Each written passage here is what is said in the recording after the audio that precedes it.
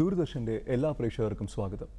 2021 department of justice under ministry of law and justice പുറത്തു കൊണ്ടുവന്ന സ്കീമാണ് Disha, designing innovative solution for holistic access to justice. നിയമത്തിൻ്റെ ഉപദേശം, നിയമത്തിൻ്റെ സഹായം, നിയമത്തിൻ്റെ ബോധവൽക്കരണം, അതാണ് ദിശയുടെ ഉദ്ദേശം. ഇന്ന് ഇതുമായി ബന്ധപ്പെട്ട് നമ്മൾ സംസാരിക്കാൻ പോകുന്ന വിഷയം സംരക്ഷണവും പരിചരണവും ആവശ്യമുള്ള കുട്ടികൾ. അതിനായി നമ്മളോടൊപ്പം എത്തിച്ചേർന്നിരിക്കുന്നത് രണ്ട് ഗസ്റ്റുകളാണ്. ഒന്ന് അഡ്വക്കേറ്റ് അനീഷ വി എൽ, സ്വാഗതം മാഡം. രണ്ട് അഡ്വക്കേറ്റ് ഹരിശങ്കർ, സ്വാഗതം സർ. ആദ്യം തന്നെ ഞാൻ ചോദിച്ചോട്ടെ, ഈ ആവശ്യമുള്ള കുട്ടികൾ ആരാണ്? ആ ഡെഫിനിഷൻ വളരെ ഇമ്പോർട്ടൻ്റ് ആണ്. ആരാണ് ആ കുട്ടികൾ? ശ്രദ്ധയും സംരക്ഷണവും ആവശ്യമുള്ള കുട്ടികൾ, child in need of care and protection. ശരിക്കും ബാലനീതി നിയമം ഡിഫൈൻ ചെയ്തിരിക്കുന്ന ഏറ്റവും പ്രസക്തമായിട്ടുള്ള കാറ്റഗറി, രണ്ട് കാറ്റഗറിയായി കുട്ടികളെ കാറ്റഗറൈസ് ചെയ്തിരിക്കുന്നതിൽ ഒരു കാറ്റഗറിയാണ് child in need of care and protection. Juvenile justice act വകുപ്പ് 214 ശരിക്കും അത് ഡിഫൈൻ ചെയ്തിട്ടുള്ളത്. അതിനകത്തുള്ള ഡെഫിനിഷനകത്ത് കുറേയധികം കാറ്റഗറീസ് ഓഫ് കുട്ടികളെ പറയുന്നുണ്ട്. ശരിക്കും ഓർഫൻ ആയിട്ടുള്ള കുട്ടികൾ, അബാൻഡൻഡ് ആയിട്ടുള്ള കുട്ടികൾ, സറണ്ടേർഡ് ആയിട്ടുള്ള കുട്ടികൾ, പലതരത്തിലുള്ള അബ്യൂസുകളുടെ സർവൈവേഴ്സായി വരുന്ന കുഞ്ഞുങ്ങൾ, ചൈൽഡ് മാരേജ് വിക്ടിംസ്, ചൈൽഡ് ലേബറിൻ്റെ വിക്ടിംസ്, അങ്ങനെ കുറേയധികം കാറ്റഗറി ഓഫ് കുട്ടികൾ ശരിക്കും ശ്രദ്ധയും സംരക്ഷണവും ആവശ്യമായി വരുന്നുണ്ട്. ഇതിനപ്പുറത്തേക്ക് നമ്മളുടെ ഇടപെടലുകളിൽ നിന്ന് നമുക്ക് മനസ്സിലായിട്ടുള്ളത്, എവിടെയാണോ ഒരു കുട്ടിക്ക് ഒരു സംരക്ഷണം കുടുംബത്തിനുള്ളിൽ നിന്നോ സമൂഹത്തിൽ നിന്നോ ലഭിക്കാതെ പോകുന്നത്, ആ കുട്ടി ശ്രദ്ധയും സംരക്ഷണവും ആവശ്യമായിട്ടുള്ളൊരു കുട്ടി എന്ന കാറ്റഗറിയിലേക്ക് നമുക്ക് ഉൾപ്പെടുത്താം. സർ, ഇപ്പോൾ സാർ അഡ്വക്കേറ്റ് ആണ്, പ്രാക്ടീസ് ചെയ്യുന്ന ഒരാളുമാണ് ഹൈക്കോർട്ടിൽ. സർ, ഇത്തരം കുട്ടികൾ ഫേസ് ചെയ്യുന്ന, സൊസൈറ്റിയിൽ ഫേസ് ചെയ്യുന്ന ചലഞ്ചസ് എന്തൊക്കെയാണ്? ഈ കുട്ടികൾ പൊതുവെ, എൻ്റെ ഒരു ഒബ്സർവേഷനിൽ, എൻ്റെ ഒരു കാഴ്ചപ്പാടിൽ ഈ കുട്ടികൾ പൊതുവേ ഫേസ് ചെയ്യുന്ന ചലഞ്ചസ് എന്താണെന്ന് വെച്ചാൽ, ഏറ്റവും ആദ്യം പറയുകയാണെങ്കിൽ വിക്ടിം ബ്ലെയിമിങ്. കാരണം ഒരു കുട്ടി ഒരു ലൈംഗിക അതിക്രമത്തിൻ്റെ ഇരയായി നമ്മളുടെ മുമ്പിൽ വന്നാൽ നമ്മൾ പോക്സോ നിയമപ്രകാരം ആ അതിക്രമത്തെക്കുറിച്ച് നമുക്കൊരറിവുണ്ടെങ്കിൽ നമ്മൾ തീർച്ചയായും അത് പോലീസിൽ റിപ്പോർട്ട് ചെയ്തിരിക്കണം. ഇല്ലെങ്കിൽ, റിപ്പോർട്ട് ചെയ്തില്ല എങ്കിൽ 6 മാസം വരെ തടവ് കിട്ടാവുന്ന ഒരു കുറ്റമാണത്. പക്ഷേ ഈ നിയമത്തിനെക്കുറിച്ച് പലരും ബോധവാന്മാരല്ല. അപ്പോൾ കുട്ടികൾ പലരും അവനവനേറ്റ അതിക്രമങ്ങൾ പുറത്തു പറയാൻ മടിക്കുന്നു. കാരണം നമ്മുടെ സമൂഹത്തിൽ വിക്ടിം ബ്ലെയിമിങ് എന്നുള്ളൊരു പുകമറ അവിടെയുണ്ട്. ഒരു വിക്ടിം ബ്ലെയിമിങ്ങിൻ്റെ ഒരു കറുത്ത പുക അവിടെ നിലനിൽക്കുന്നു. അപ്പോൾ ഇപ്പം റീസെൻ്റ്ലി ഞാൻ 2 ദിവസം മുമ്പ് ഒരു അഭിമുഖം കാണാനിടയായി. ഒരു സെലിബ്രിറ്റിയാണ് ആ കുട്ടി. ഇപ്പോൾ ഏകദേശം ഒരു 28-29 വയസ്സ് പ്രായം കാണും. ആ കുട്ടി തൻ്റെ ബാല്യകാലത്ത് തനിക്ക് നേരിടേണ്ടി വന്ന ഒരു ലൈംഗിക അതിക്രമത്തെക്കുറിച്ച് തുറന്നു പറയാൻ 15 വർഷം വേണ്ടി വന്നു. അതായത് നമ്മുടെ സമൂഹത്തിൽ അങ്ങനെ ഇരയാക്കപ്പെടുന്ന ഒരു കുട്ടിക്ക് തുറന്ന് സംസാരിക്കാൻ, അല്ലെങ്കിൽ ആ ഇരയാക്കപ്പെടുന്ന കുട്ടിയെ വീണ്ടും ആ കുട്ടിയുടെ ദൗർബല്യത്തെ, അല്ലെങ്കിൽ ആ കുട്ടി നേരിടേണ്ടി വന്ന കഷ്ടതകളെ ആ കുട്ടിയുടെ മേൽ അതിനുള്ള ഉത്തരവാദിത്തം അടിച്ചേൽപ്പിക്കാതിരിക്കുന്ന ഒരു കാലം ഇതുവരെ എത്തിയിട്ടില്ല. ഒരു സോഷ്യൽ സ്റ്റിഗ്മ ഇപ്പോഴും നിലനിൽക്കുന്നുണ്ട്. അത് ഒരു കാരണം. അതാണ് ഈ എനിക്ക് തോന്നിയിട്ടുള്ള പ്രധാനമായിട്ടുള്ളൊരു കാരണം. കാരണം ഒരു കുട്ടി, ആ കുട്ടിക്ക് അമ്മ അല്ലെങ്കിൽ അച്ഛ, എനിക്ക് ഇന്ന വ്യക്തിയിൽ നിന്ന്, ഇതിൽ ഏറ്റവും നമ്മൾ ശ്രദ്ധിക്കേണ്ട ഒരു കാര്യം, നമ്മുടെ കുട്ടികൾക്ക് ലൈംഗിക അതിക്രമങ്ങൾ നേരിടേണ്ടി വരുന്നത് ദൗർഭാഗ്യമെന്ന് പറയട്ടെ, അവരവരുടെ വീടുകളിൽ നിന്നോ അവരവർ അങ്ങേയറ്റം വിശ്വസിക്കുന്ന വ്യക്തികളിൽ നിന്നോ ആയിരിക്കും. അപ്പം ഇങ്ങനെയുള്ള വ്യക്തികളിൽ നിന്ന് ഇവർക്ക് ഇത് ഏൽക്കുമ്പോൾ ഇവരിൽ ഉണ്ടാകുന്ന ഒരു ആഘാതം, മാനസികവും ശാരീരികവുമായിട്ട് ഇവർക്കുണ്ടാകുന്ന ഒരു ആഘാതം അവർക്ക് പറഞ്ഞ് എക്സ്പ്രസ് ചെയ്യാൻ പറ്റുന്നതിലും വലുതായിരിക്കും. അത് സംസാരിക്കുമ്പോൾ തന്നെ മാഡം, ഇപ്പോൾ ഇങ്ങനെ ഒരു സോഷ്യൽ സ്റ്റിഗ്മ അല്ലെങ്കിൽ ഇങ്ങനെ ഒരു വിക്ടിമൈസേഷൻ ഒക്കെ നടക്കുന്ന സമയത്ത് ഇത് നമ്മൾ അഭിമുഖീകരിക്കാതെ പോയാൽ അല്ലെങ്കിൽ പരിഹരിക്കാതെ പോയാൽ എന്തൊക്കെ കോൺസിക്വൻസസ് ഉണ്ടാവാനാണ് ഒരു ചാൻസ് ഉള്ളത്? നമ്മളെ സംബന്ധിച്ചിടത്തോളം കുട്ടിത്തം എന്ന് പറയുന്ന ഒന്നുണ്ട്, അല്ലേ? നമ്മളൊക്കെ കുഞ്ഞുങ്ങളായി ഒരു ഹാപ്പി ചൈൽഡ്ഹുഡിലൂടെ കടന്നു വന്ന ആളുകളാണ്. അതുകൊണ്ടാണ് നമ്മളൊക്കെ ഇവിടെ ഇരിക്കുന്നത് പോലും നമുക്ക് പറയേണ്ടി വരും, തീർച്ചയായിട്ടും. അപ്പോൾ ഇതൊന്നൊക്കെ നിഷേധിക്കപ്പെടുന്ന ഒരു വലിയ വിഭാഗം കുട്ടികൾ, child in need of care and protection. ഇപ്പോൾ ഹരിസാർ പറഞ്ഞതുപോലെ പോക്സോയിൻ്റെ സർവൈവേഴ്സായി വരുന്ന, അല്ലെങ്കിൽ പല നിലവാരത്തിൽ രക്ഷകർത്താക്കൾ ഉപേക്ഷിക്കുന്ന, പലതരത്തിലുള്ള അബ്യൂസുകൾക്ക് ഇരയാകുന്ന, സ്വന്തം കുടുംബത്തിനകത്ത് നിന്ന് തന്നെ ബുദ്ധിമുട്ടുകൾ അനുഭവിക്കേണ്ടി വരുന്ന ഇത്തരം കുഞ്ഞുങ്ങളുടെ ഈ വിഷയങ്ങൾ നമ്മൾ അഡ്രസ്സ് ചെയ്യാതെ പോകുക എന്ന് പറയുന്നത് അവരുടെ റൈറ്റ് വയലേഷനാണ്. ശരിക്കും 1989 UNCRC, united nation convention for child rights നിലവിൽ വരുമ്പോൾ തന്നെ കുട്ടികളുടെ അവകാശ ഉടമ്പടി, ഇതിനൊക്കെ വളരെയധികം പ്രാധാന്യമുണ്ട്. അപ്പോൾ അതുകൊണ്ട് തന്നെ സ്റ്റേറ്റിൻ്റെ ഉത്തരവാദിത്തമാണ് ഒരു എക്സ്പ്ലോയിറ്റേഷൻ ഫ്രീ എൻവയോൺമെൻറ്റ് ഒരു കുട്ടിക്ക് പ്രദാനം ചെയ്യുക എന്നുള്ളത്. ആ എക്സ്പ്ലോയിറ്റേഷൻ ഫ്രീ എൻവയോൺമെൻറ്റിലൂടെ ഒരു കുട്ടി ഏതെങ്കിലും സാഹചര്യത്തിൽ ഒരു ബുദ്ധിമുട്ട് അനുഭവിക്കുന്ന ഒരു സിറ്റുവേഷൻ ഉണ്ട് എന്നുണ്ടെങ്കിൽ അത് ഉത്തരവാദിത്തപ്പെട്ട ആളുകളെ അറിയിക്കുക എന്നുള്ളത്. കാരണം അവരുടെ ചൈൽഡ്ഹുഡാണ് അവർ നാളെ ആരായി തീരണമെന്ന് തീരുമാനിക്കുന്നത്, അല്ലേ? ഇന്നത്തെ കുട്ടികൾ നാളത്തെ പൗരന്മാരാണെന്നല്ലേ പറയുന്നത്. അപ്പോൾ ആ അവരൊരു പൗരനായി വളർന്നു വരുന്നതിലേക്കുള്ള സാഹചര്യം അടിസ്ഥാനപരമായി നമ്മൾ കൊടുത്തില്ലെങ്കിൽ, ചൈൽഡ്ഹുഡിൽ അവരുടെ പ്രശ്നങ്ങൾ നമ്മൾ പ്രോപ്പറായി അഡ്രസ്സ് ചെയ്തില്ലെങ്കിൽ എങ്ങനെയാണ് ഒരു ഉത്തരവാദിത്തപ്പെട്ട വ്യക്തിയായി മാറുക എന്നുള്ളത്. ഇപ്പോൾ ഗ്രാസ് റൂട്ട് ലെവലിൽ എനിക്ക് തോന്നുന്നു മാഡം ഒരുപാട് ആക്ടിവിറ്റീസ് മാഡത്തിന് സ്ഥാപനമായിട്ട് ചേർന്ന് ചെയ്യുന്നുണ്ട്. മാഡം എന്തെങ്കിലും ഒരു പേഴ്സണലായിട്ടൊരു അനുഭവം, ഏതെങ്കിലും ഒരു വ്യക്തിയുടെ ജീവിതത്തിൽ ഇങ്ങനെ എന്തെങ്കിലും ഒരു വെല്ലുവിളി, ഒരു ബുദ്ധിമുട്ട് സംഭവിച്ചു, നിങ്ങൾക്ക് നിയമത്തിൻ്റെ സഹായത്തോടു കൂടി ഈ വ്യവസ്ഥയിൽ നിന്നുകൊണ്ട് തന്നെ സഹായിക്കാൻ സാധിച്ച ഏതെങ്കിലും ഒരു അവസരം? ഒരു അവസരം എന്നുള്ളതല്ല, ഇപ്പം ഞാനെന്ന് പറയുന്ന ഒരു വ്യക്തിയല്ല നമ്മൾ കുട്ടികളിൽ ഇടപെടുന്നത്, ഒരു ടീമായിട്ടാണ്. നമ്മൾ ഏറ്റവും ബേസിക്കായി മനസ്സിലാക്കിയെടുക്കേണ്ടത് ഒരു വ്യക്തിക്കൊരു പക്ഷേ ഒരു കുട്ടിയിൽ എന്തെങ്കിലും ഒരു ചലനം സൃഷ്ടിക്കാൻ പറ്റിയേക്കാം, പക്ഷെ ഒരു കൂട്ടായ പ്രവർത്തനമാണ് എപ്പോഴും ഒരു കുട്ടിയെ ഒരു ഏറ്റവും മോശപ്പെട്ട സാഹചര്യം. തീർച്ചയായിട്ടും ഒരുപാട് സാഹചര്യങ്ങളിൽ നമ്മളിപ്പോൾ പറയുന്നു ഈ ശ്രദ്ധയും പരിചരണവും ആവശ്യമായിട്ടുള്ള കുട്ടിയെന്ന് പറയുന്നത് പോലെ തന്നെ നിയമവുമായി പൊരുത്തപ്പെടാത്തൊരു വിഭാഗം കുട്ടികളുമുണ്ട്. പല തരത്തിൽ കുട്ടികൾ കുറ്റകൃത്യങ്ങളിൽ ഏർപ്പെടുന്നു. അപ്പോൾ ഈ കുറ്റകൃത്യങ്ങളിൽ ഏർപ്പെടുന്ന കുട്ടികളൊക്കെ തന്നെയും ഒരു കാലഘട്ടത്തിൽ അവരെ പ്രോപ്പറായി ഗൈഡ് ചെയ്യാനോ പ്രോപ്പറായി ശ്രദ്ധിക്കാനോ ആരുമില്ലാത്തൊരു പോയിന്റിലാണ് അവരങ്ങനെയൊക്കെ ആയി മാറിത്തീർന്നത്. അപ്പോൾ ഇത്തരത്തിൽ എല്ലാവർക്കും ഒരു കുറ്റകൃത്യം ഒരു കുട്ടി ചെയ്തു എന്ന് പറയുമ്പോൾ ആ കുട്ടിയെ പിന്നെ ആർക്കും വേണ്ട, അല്ലേ? സമൂഹം ഒരു കള്ളനെന്ന് മുദ്രകുത്തും, കൊലപാതകി എന്ന് മുദ്രകുത്തും, നാളെ അവൻ ജയിലിന് വാഗ്ദാനമാണ്. അത്തരത്തിൽ നിരവധിയായ കുഞ്ഞുങ്ങൾക്ക് ഒരു ഹാൻഡ് ഹോൾഡിംഗ് സപ്പോർട്ട് വഴി തീർച്ചയായിട്ടും ജുവനൈൽ ജസ്റ്റിസ് ബോർഡിൻ്റെ മുമ്പാകെ ഒരു കുട്ടി എത്തുകയാണ്. ശരിക്കും ആ കുട്ടിയെ സംബന്ധിച്ചിടത്തോളം അവൻ്റെ കുടുംബത്ത് വളരെ മോശപ്പെട്ടൊരു സിറ്റുവേഷനാണ്. അച്ഛന് ലഹരി മരുന്നുകൾ ഉപയോഗിക്കുന്ന സ്വഭാവമുണ്ട്, ഒരു ക്രിമിനൽ ആക്ടിവിറ്റി പശ്ചാത്തലമുണ്ട്. അമ്മ വളരെ എന്താ പറയുന്നത്, ഒരിക്കലും ഒരു വോയിസ് എടുക്കാൻ പറ്റാത്ത തരത്തിൽ അടിച്ചമർത്തപ്പെട്ട ഒരു അമ്മയാണ്. ഈ കുട്ടിയെ സംബന്ധിച്ചിടത്തോളം കുടുംബത്തിനകത്തും തന്നെ അച്ഛൻ വളരെ ക്രൂരമായി കുട്ടിയെ ഉപദ്രവിക്കുന്നു. ചുറ്റുപാടുമുള്ള ആളുകളെല്ലാവരും ഈ ആളിൻ്റെ മകൻ എന്നുള്ള രീതിയിൽ കുട്ടി ആദ്യമേ തന്നെ ഒറ്റപ്പെടുത്തുന്ന ഒരു സ്വഭാവമുണ്ടായിരുന്നു. ക്രമേണ കുട്ടിയിൽ ഈ പറയുന്ന പ്രശ്നങ്ങളെല്ലാം വളരെ വളരെ കൂടുതലായി വരുന്നു. കുട്ടി അച്ഛൻ കൊണ്ടുവച്ചിട്ട് അച്ഛൻ വലിച്ചിട്ടിരിക്കുന്ന സിഗരറ്റ് എടുത്ത് വലിച്ചു പഠിക്കുന്നു, അച്ഛൻ കൊണ്ടുവച്ചിരിക്കുന്ന കഞ്ചാവ് ഉപയോഗിച്ച് പഠിക്കുന്നു. അങ്ങനെ അവൻ സൊസൈറ്റിക്ക് തന്നെ മോശപ്പെട്ടൊരു സിറ്റുവേഷനിലെത്തുകയും കുട്ടി ഒരു കുറ്റകൃത്യത്തിൽപ്പെട്ട് ജുവനൈൽ ജസ്റ്റിസ് ബോർഡിൻ്റെ മുമ്പാകെ എത്തുകയും ചെയ്യുന്നു. അങ്ങനെ നമ്മുടെ അടുത്തേക്ക് എത്തുമ്പോൾ ഈ കുട്ടിയുടെ കുടുംബം ഈ പറയുന്ന ഒരു കണ്ടീഷനിലാണ്, ഏറ്റവും മോശപ്പെട്ട സാഹചര്യത്തിലാണ്. കുട്ടിയിൽ മാത്രമായി ഇടപെട്ടാൽ ഒരു കാരണവശാലും നമുക്ക് അവനെ രക്ഷപ്പെടുത്തി കൊണ്ടുവരാൻ പറ്റില്ലെന്നുള്ളൊരു ധാരണ നമുക്ക് വരുന്നു. കുട്ടിയിലും കുടുംബത്തിലും ഒരേ സമയം നമുക്ക് ഇടപെടാൻ പറ്റുന്നു. കുട്ടിയിലും കുടുംബത്തിൽ ഇടപെടുമ്പോൾ കുട്ടിയെ സംബന്ധിച്ചിടത്തോളം സൈക്കാട്രിക് ആയിട്ടുള്ള ഇഷ്യൂ ഉള്ള കുട്ടിയാണ്. അത് നമ്മൾ ജുവനൈൽ ജസ്റ്റിസ് ബോർഡിൽ വന്ന ശേഷമാണ് നമ്മൾ ഐഡൻറ്റിഫൈ ചെയ്യുന്നത്. ആ ഐഡൻറ്റിഫിക്കേഷൻ പ്രോപ്പറായി കുട്ടിയെ ട്രീറ്റ്മെൻറ്റിലേക്ക് എത്തിക്കുന്നു. കുട്ടിയെ തിരിച്ച് നമ്മൾ സ്കൂളിൽ നിന്ന് മാറ്റി നിർത്തപ്പെട്ട കുട്ടിയെ സ്കൂളിലേക്ക് തിരിച്ചെത്തിക്കാൻ വേണ്ടി പറ്റുന്നു. അതിന് നാട്ടിലെ വാർഡ് മെമ്പറും പഞ്ചായത്തും അയൽവക്കക്കാരും ഒക്കെ നമ്മളെ സപ്പോർട്ട് ചെയ്യുന്നു. ഉറപ്പായിട്ടും ഓരോ കുട്ടിയിലും ഇങ്ങനെയാണ് നമ്മൾ മാറ്റങ്ങൾ ഉണ്ടാക്കിയിട്ടുള്ളത്. അതാ പറയുന്നത്, മാറ്റം ഉണ്ടാക്കാൻ പറ്റുമോ എന്ന് പലരും നമ്മളോട് ചോദിക്കാറുണ്ട്. ഇവരെ എന്തിനാണ് നിങ്ങൾ ഇനി സപ്പോർട്ട് ചെയ്യുന്നത്, കുറ്റം ചെയ്ത കുട്ടിയല്ലേ? പക്ഷേ നമ്മളൊന്ന് ഹാൻഡ് ഹോൾഡ് ചെയ്ത് കഴിഞ്ഞ് കഴിഞ്ഞാൽ ഏതൊരാളെയും മാറ്റാൻ പറ്റും എന്നുള്ളതാണ് നമുക്ക് ഇതുവരെയുള്ള അനുഭവം.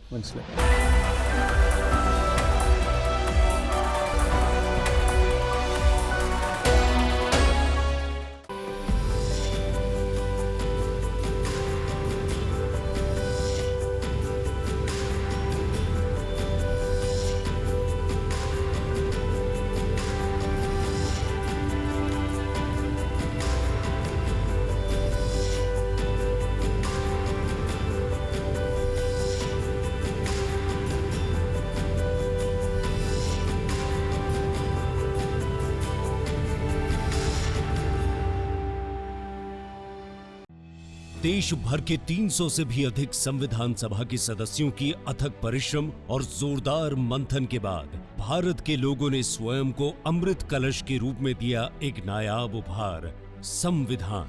सबको न्याय, हर घर न्याय, नव भारत नव संकल्प, विधि जागृति जैसे विविध अभियानों का आयोजन संविधान में लिखी समानता, कर्तव्य और अधिकारों के आधार पर ही हम संकल्प से सिद्धि की मंजिल भी हासिल करेंगे। हमारा संविधान, हमारा सम्मान।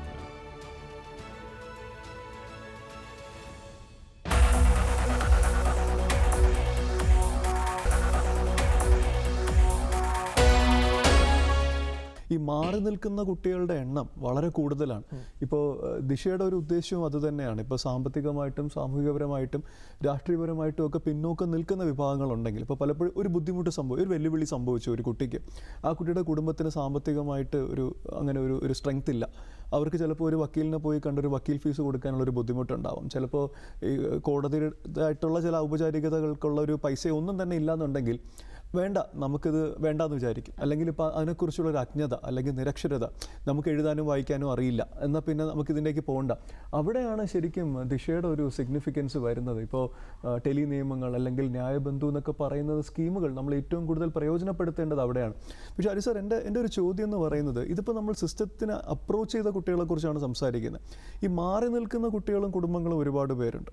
അപ്പോൾ ഈ ബോധവൽക്കരണം, നമുക്കൊരു അവയർനെസ് നമുക്ക് എങ്ങനെ കൊടുക്കാം? ഇവിടെ ഒരു വ്യവസ്ഥിതിയുണ്ട്, സിസ്റ്റമുണ്ട്, നിങ്ങളെ സഹായിക്കാനായിട്ട് നിങ്ങൾക്ക് നിയമങ്ങളും അവകാശങ്ങളും ഉണ്ട്. ഈ ഒരു അവയർനെസ് അല്ലെങ്കിൽ ബോധവൽക്കരണം നമുക്ക് എങ്ങനെ കൊടുക്കാൻ സാധിക്കും? രഞ്ജിത്ത്, ബോധവൽക്കരണം നമുക്ക് ഏറ്റവും എളുപ്പം കൊടുക്കാൻ സാധിക്കുന്ന ഒരു മാധ്യമം എന്ന് പറയുന്നത് കുട്ടികളുടെ വിദ്യാലയങ്ങളാണ്. ഇപ്പം നമ്മുടെ കെൽസ പ്രോജക്റ്റ് സംവാദ എന്ന് പറഞ്ഞിട്ടൊരു പ്രോജക്റ്റ് നമ്മൾ റീസെൻ്റ്ലി ലോഞ്ച് ചെയ്തിരുന്നു. പ്രോജക്റ്റ് സംവാദ കൊണ്ട് എന്താണ് ഉദ്ദേശിക്കുന്നതെന്ന് വെച്ചാൽ, ഒരു സ്കൂളിലെ കുറച്ച് കുട്ടികൾ, അവരുടെ അധ്യാപകർ, അവർക്ക് നമ്മുടെ നിയമ സംവിധാനത്തെ പരിചയപ്പെടാനും അവരുടെ അവകാശങ്ങളും അവരുടെ ഉത്തരവാദിത്തങ്ങളും അവരെ മനസ്സിലാക്കി കൊടുക്കാനുമുള്ളൊരു വേദിയാണ് പ്രോജക്റ്റ് സംവാദയിലൂടെ നമ്മൾ ഉദ്ദേശിക്കുന്നത്. അപ്പോൾ പ്രോജക്റ്റ് സംവാദയിലൂടെ കുട്ടികൾക്ക് കോടതി കാണാനും കോടതി നടപടികൾ കാണാനും ന്യായാധിപന്മാരുമായിട്ടും വക്കീലന്മാരുമായിട്ടും നിയമ സംവിധാനത്തിൽ നിൽക്കുന്ന മറ്റ് ഉദ്യോഗസ്ഥരുമായിട്ടും ഇടപഴകാനും ഈ നിയമത്തെക്കുറിച്ചും കോടതികളെക്കുറിച്ചുമുള്ള ഒരു അജ്ഞത, അല്ലെങ്കിൽ സിനിമ പോലെയുള്ള മാധ്യമങ്ങൾ ഉണ്ടാക്കി വെച്ചിരിക്കുന്ന ഒരു സിനിമാറ്റിക് തെറ്റിദ്ധാരണകളുണ്ട്. അത്തരം തെറ്റിദ്ധാരണകളെ തച്ചുടയ്ക്കാൻ വേണ്ടി നമ്മൾ തയ്യാറാക്കിയ ഒരു പ്രോജക്റ്റാണ് പ്രോജക്റ്റ് സംവാദ. അപ്പോൾ പ്രോജക്റ്റ് സംവാദയിലൂടെ ഒരുപാട് കുട്ടികൾ കോടതികളിൽ വരുന്നുണ്ട്. ഒരുപാട് കുട്ടികൾ അവരുടെ പ്രശ്നങ്ങൾ തുറന്നു പറയുന്നുണ്ട്. ഇന്ന അവകാശങ്ങൾ അവർക്കുണ്ട് എന്ന് ആ കുട്ടികൾ മനസ്സിലാക്കുന്നുണ്ട്. സ്കൂളുകളെ അല്ലെങ്കിൽ വിദ്യാലയങ്ങളെ ഇതിൽ ഉൾപ്പെടുത്തുന്നതിന് ഉള്ള ഒരു കാര്യം എന്തെന്നാൽ, നമുക്ക് ഓരോ കുട്ടിയെയും അവരവരുടെ കുടുംബത്തിൽ ചെന്ന് അവരെ ക്ലാസ് എടുത്ത് അവരെ മനസ്സിലാക്കുന്നതിലും എളുപ്പം ഒരു കളക്റ്റീവായിട്ട് കുറച്ച് കുട്ടികളെ നമുക്ക് ഒരുമിച്ച് കിട്ടുകയാണെങ്കിൽ, അതിൻ്റെ നമ്മുടെ മോട്ടോ തന്നെ catch dum young and watch dum grow എന്നതാണ്. അപ്പം ആ ഓരോ കുട്ടികളെയും, ഇപ്പം എനിക്കൊരു കുട്ടിയെ കിട്ടി, ഞാൻ ആ കുട്ടിയുടെ അവകാശങ്ങളെക്കുറിച്ചും ആ കുട്ടിയുടെ ഉത്തരവാദിത്തങ്ങളെക്കുറിച്ചും ഞാൻ ആ കുട്ടിയെ ബോധവാനാക്കുകയാണ്. അവൻ്റെ കൂട്ടുകാരനോട് പറയും, ആ കൂട്ടുകാരൻ വേറൊരു കുട്ടിയോട് പറയും. അങ്ങനെ കുട്ടികൾ തന്നെ ഇത് പലരോടും പറഞ്ഞ് അവർക്ക് ഇതിനെക്കുറിച്ച് നിയമത്തിൻ്റെ ഒരു അജ്ഞത അവർക്ക് കുറച്ച് മാറി കിട്ടും. ഇത് കുറച്ചും കൂടെ അപ്രോച്ചബിൾ ആണ്, ഞങ്ങൾക്കും വരാം, ഞങ്ങൾക്കും പണം ഒരുപാട് മുടക്കാതെ തന്നെ ഞങ്ങൾക്കും ഞങ്ങളുടെ അവകാശങ്ങൾ നേടിയെടുക്കാം എന്നുള്ളൊരു ബോധം കുട്ടികളിൽ ഉണ്ടാക്കിയെടുക്കാൻ തീർച്ചയായിട്ടും സാധിക്കും. ആഡ് ചെയ്യാനുള്ളത്, കുട്ടികളെ പോലെ തന്നെ നമുക്ക് അപ്രോച്ച് ചെയ്യാൻ വരുന്ന പലപ്പോഴും രക്ഷിതാക്കളെ നമുക്ക് കിട്ടാറില്ല, അല്ലെ? കുഞ്ഞുങ്ങളോട് നമ്മൾ പറഞ്ഞിരുന്നു. ഇതിനപ്പുറത്തേക്ക് അങ്ങനെയുള്ള വേദികൾ നമുക്ക് എടുക്കാം. കുടുംബശ്രീ പോലെയുള്ള പ്രസ്ഥാനങ്ങൾ നമുക്ക് വളരെ കാര്യമായ രീതിയിൽ ഇഫക്റ്റീവായി ഇത്തരം വിഷയങ്ങളിൽ ഉപയോഗിക്കാം.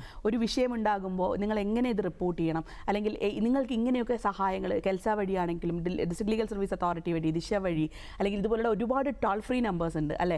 കുട്ടികളുമായി ബന്ധപ്പെട്ട് 1098 ചൈൽഡ് ലൈൻ്റെ നമ്പർ ഉണ്ട്, 1091 വിമൻ ഹെൽപ്പ് ലൈൻ ഉണ്ട്.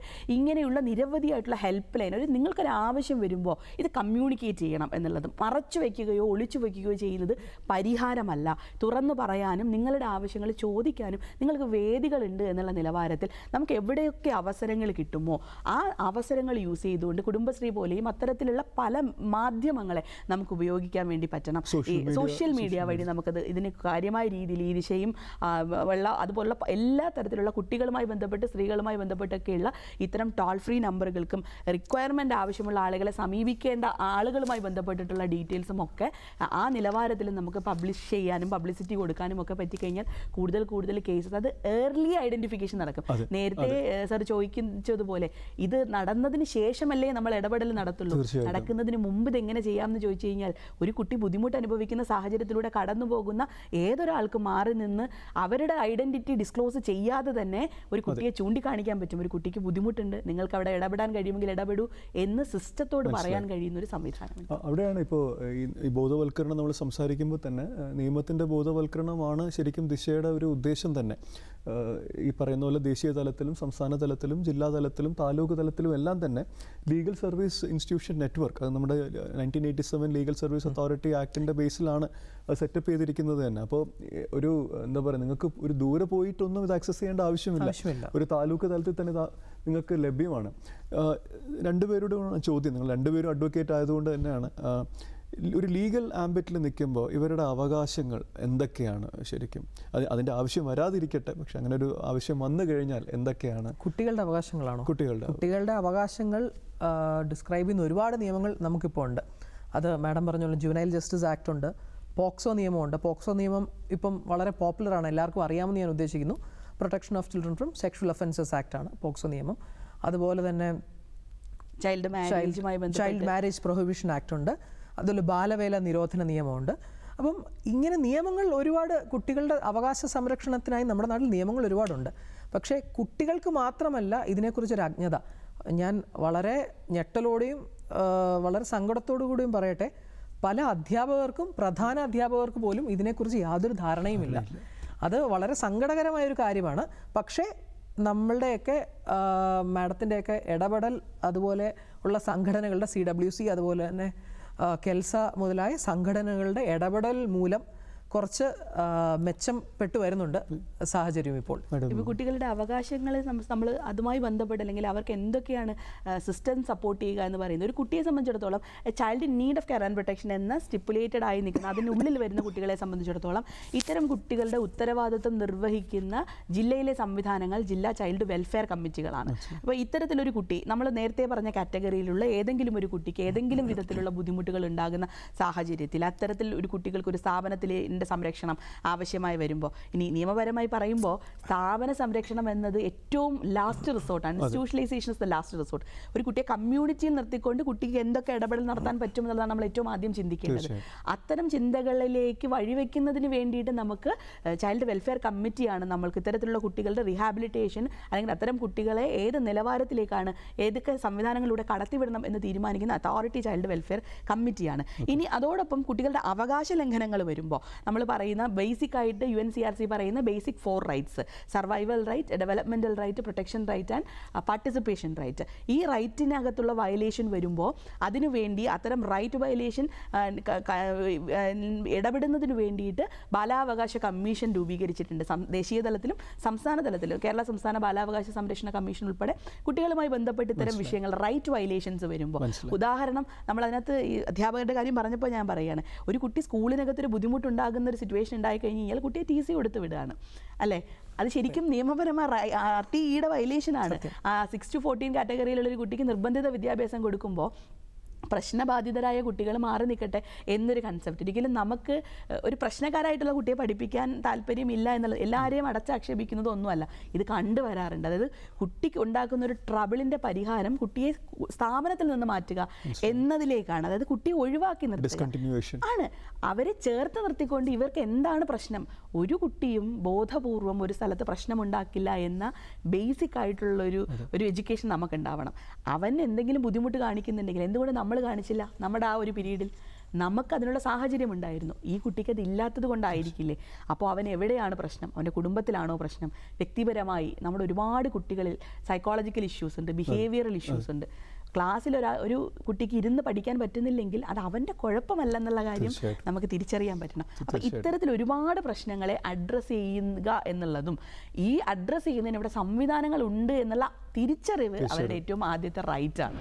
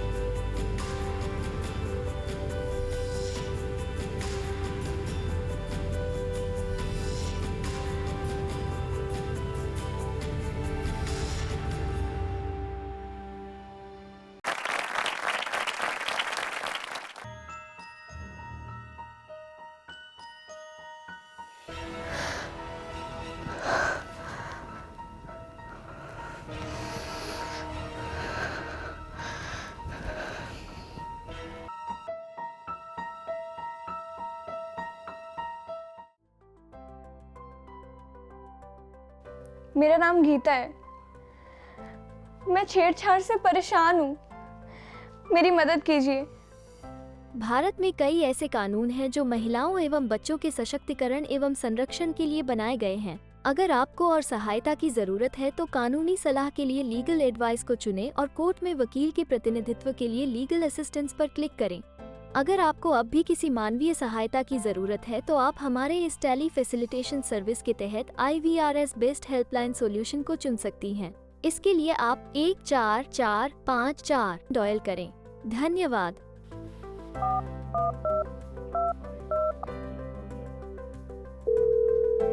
नमस्कार, मैं आशीष आपकी किस तरह से सहायता कर सकता हूँ? मेरा नाम गीता है। मैं छेड़छाड़ से बहुत परेशान हूँ, मेरी मदद कीजिए। आपके मामले को देखते हुए आपकी बात अपने काउंसलर से कराता हूँ। आप अपनी बात इनसे खुलकर कहिए, इससे आप अपने आप में आत्मविश्वास महसूस करेंगी। इसके पश्चात मैं आपको लॉयर से कनेक्ट करा दूंगा।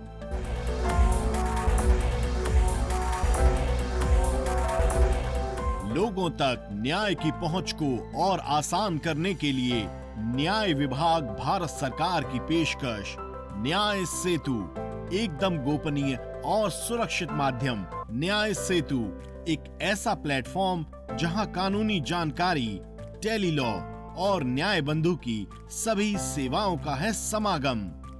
न्याय सेतु, सभी होंगे अब और सशक्त। न्याय पाने की राह अब होगी आसान।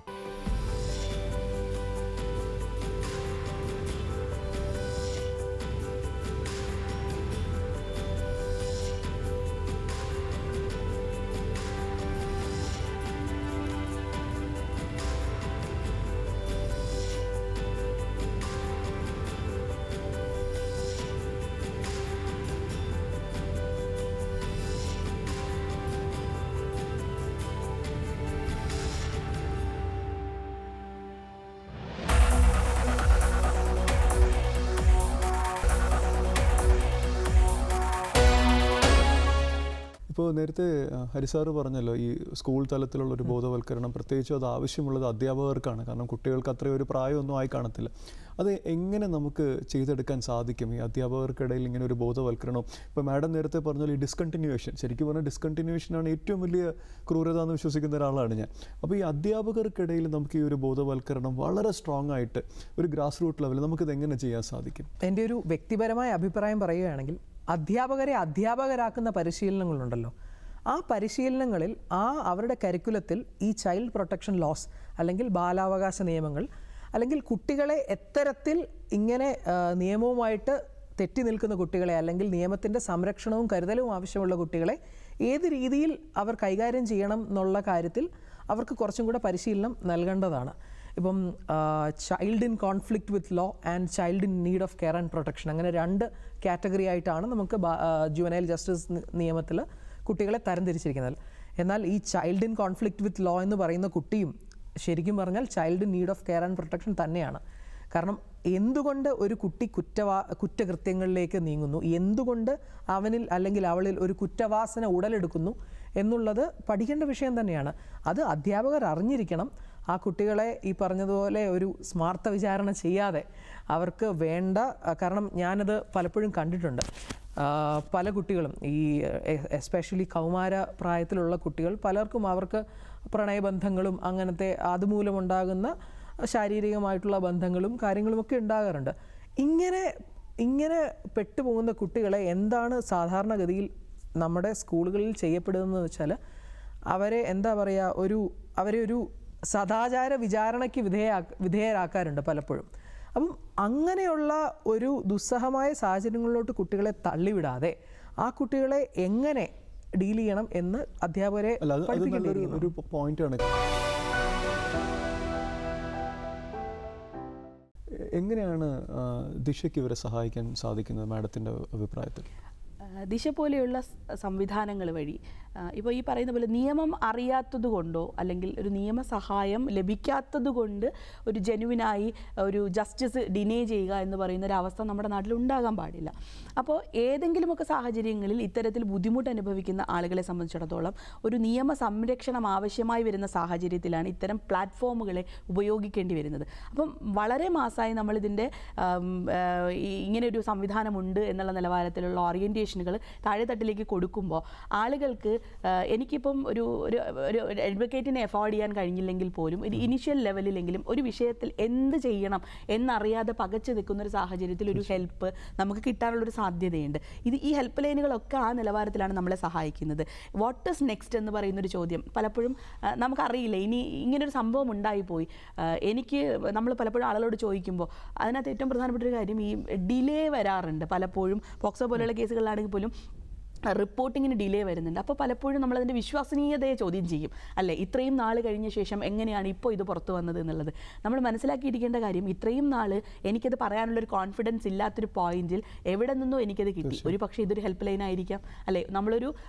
നമുക്ക് അറിവുള്ള ഒരാളോട് ചോദിച്ചപ്പോൾ ഇങ്ങനെ ചെയ്യണം എന്നൊരു മാർഗ്ഗനിർദ്ദേശം ലഭിച്ചതിൻ്റെ അടിസ്ഥാനത്തിലായിരിക്കാം ഇന്ന് ഞാനത് തുറന്നു പറയാൻ വേണ്ടിയിട്ട് തയ്യാറാകുന്നത്. അപ്പോൾ എത്ര ഡിലേ വന്നാൽ പോലും നമുക്കൊരു ജസ്റ്റിസ് കിട്ടണം എന്നുള്ളതും നമ്മുടെ കുഞ്ഞുങ്ങൾക്ക് ഏതെങ്കിലും നിലവാരത്തിലൊരു നിയമസഹായത്തിലേക്ക് അവരെ എത്തിക്കേണ്ടതുണ്ടെങ്കിൽ ഡിലേ ഇല്ലാണ്ട് അത് എത്തിക്കാനുള്ളൊരു പ്ലാറ്റ്ഫോം കൂടിയാണ് ഇത്തരം സംവിധാനങ്ങൾ എന്ന് എനിക്ക് തോന്നുന്നു. തീർച്ചയായിട്ടും ദിശ പോലത്തെ ഒരു പ്ലാറ്റ്ഫോം എങ്ങനെയാണ് ഒരു സാധാരണ ജനങ്ങളെ സഹായിക്കാൻ കഴിയും? ഇപ്പോൾ നേരത്തെ പോക്സോയെ കുറിച്ചൊക്കെ സംസാരിക്കുകയുണ്ടായാൽ എങ്ങനെയാണ് ഹരിസാറിൻ്റെ അഭിപ്രായത്തിൽ ഇതിന് സഹായിക്കാൻ കഴിയുക? എൻ്റെ ഒരു വ്യക്തിപരമായ ഒരു അനുഭവം ഞാനിവിടെ പങ്കുവെക്കാൻ ആഗ്രഹിക്കുന്നു. ഒരിക്കൽ എൻ്റെ അടുത്തൊരു രാജസ്ഥാനി യുവതി വന്നു. അവർക്കറിയില്ല അവർ ഗർഭിണിയാണ്, ആ കുട്ടി ഗർഭിണിയാണ്. ആ കുട്ടിയുടെ ഹസ്ബൻഡിനെ പോലീസ് അറസ്റ്റ് ചെയ്തുകൊണ്ടുപോയി. എന്താണ് കാര്യം എന്നറിയില്ല. പിന്നെ അന്വേഷിച്ചപ്പോഴാണ് മനസ്സിലായത് ഈ കുട്ടിയും ഈ കുട്ടിയുടെ ഭർത്താവും ഗർഭിണി ആയതുകൊണ്ട് അവരുടെ കേരളത്തിൽ അവർ ചെറിയ ജോലികൾ എന്തോ ചെയ്ത് ജീവിക്കുന്നവരാണ്. അവർ ഹോസ്പിറ്റലിൽ പോലും പോവുകയുണ്ടായി. അവിടെ വെച്ച് ഡോക്ടർക്ക് മനസ്സിലായി ഈ കുട്ടിക്ക് പ്രായപൂർത്തിയായിട്ടില്ല എന്ന്. അപ്പോൾ ഡോക്ടർ എന്ത് ചെയ്തു? സ്വാഭാവികമായിട്ടും റിപ്പോർട്ട് ചെയ്തു. കുട്ടിയുടെ ഹസ്ബൻഡ് പോക്സോ നിയമത്തിൽ പ്രതിയായി ജയിലിലാവുകയും ചെയ്തു. അപ്പോൾ ഈ കുട്ടിയും ഈ കുട്ടിയുടെ അമ്മായിയമ്മയും ഈ കുട്ടിയുടെ ഭർത്തൃമാതാവും എൻ്റെ അടുത്ത് വന്നിരുന്നു ഇയാൾക്ക് ജാമ്യം കിട്ടാൻ വേണ്ടിയിട്ട്. അപ്പം ഇങ്ങനെയുള്ള സാഹചര്യങ്ങളിൽ ഈ കുട്ടി വിക്റ്റിമാണോ എന്ന് ചോദിച്ചാൽ ഈ കുട്ടി വിക്റ്റിമാണ്. പക്ഷേ ഈ കുട്ടി ആ കുട്ടിയുടെ ഭർത്താവിൻ്റെ ലൈംഗിക അതിക്രമത്തിൻ്റെ വിക്റ്റിമാണോ എന്ന് ചോദിച്ചാൽ നമുക്കതിന് ഉത്തരമില്ല. കാരണം പോക്സോയിൽ കൺസെൻറ്റ് ഇമ്മെറ്റീരിയലാണ്. പോക്സോ നിയമത്തിൽ സമ്മതം എന്ന് പറയുന്നത് അപ്രസക്തമാണ്. ഒരു 18 വയസ്സിന് താഴെയുള്ളൊരു പ്രായപൂർത്തിയാകാത്തൊരു വ്യക്തിക്ക് സമ്മതം കൊടുക്കാൻ, ലൈംഗിക ബന്ധത്തിന് സമ്മതം കൊടുക്കാൻ സാധ്യമല്ല പോക്സോ നിയമപ്രകാരം. അപ്പം ഇങ്ങനെയുള്ള സമൂഹങ്ങളിലോട്ട് ഇറങ്ങിച്ചെന്ന് ഇതിൻ്റെ ഈ ബാലവിവാഹം പോലെയുള്ള സാമൂഹിക വിപത്തുകളെക്കുറിച്ച് സാധാരണ ജനങ്ങളെ ബോധവാന്മാരാക്കണമെങ്കിൽ ദിശ പോലുള്ള സംവിധാനങ്ങൾ മുഖേന മാത്രമേ അത് സാധ്യമാവുകയുള്ളൂ. അപ്പോൾ ഈ കുട്ടി ആ കുട്ടിയുടെ സമൂഹത്തിൻ്റെ കാഴ്ചപ്പാടിൻ്റെ ഒരു ഇരയാണ്. ആ കുട്ടിയും ആ കുട്ടിയുടെ ഭർത്താവും. കാരണം ഇവർ രണ്ടുപേരും ശൈശവ വിവാഹത്തിൻ്റെ ഇരകളാണ്. അങ്ങനെ ഈ കുട്ടിയും ആ കുട്ടിയുടെ ഭർത്താവും അവരുടെ സാമൂഹിക വ്യവസ്ഥിതിയുടെ ഇരകളാണ്. സമയത്തിൻ്റെ പരിമിതി മൂലമാണ്, അല്ലെങ്കിൽ വളരെ ഇൻഡെപ്തിൽ പോവേണ്ട ഒരു ഡിസ്കഷനാണ്. പക്ഷെ നമ്മൾ പറഞ്ഞു നിർത്തേണ്ടതായിട്ടുള്ളൊരു പോയിന്റ് എന്ന് പറയുന്നത് ഈ സാഹചര്യത്തിൻ്റെ ഇര എന്ന് പറയുന്നത് സാഹചര്യത്തിന് വേണമെങ്കിൽ നമുക്ക് പഴിചാരാം.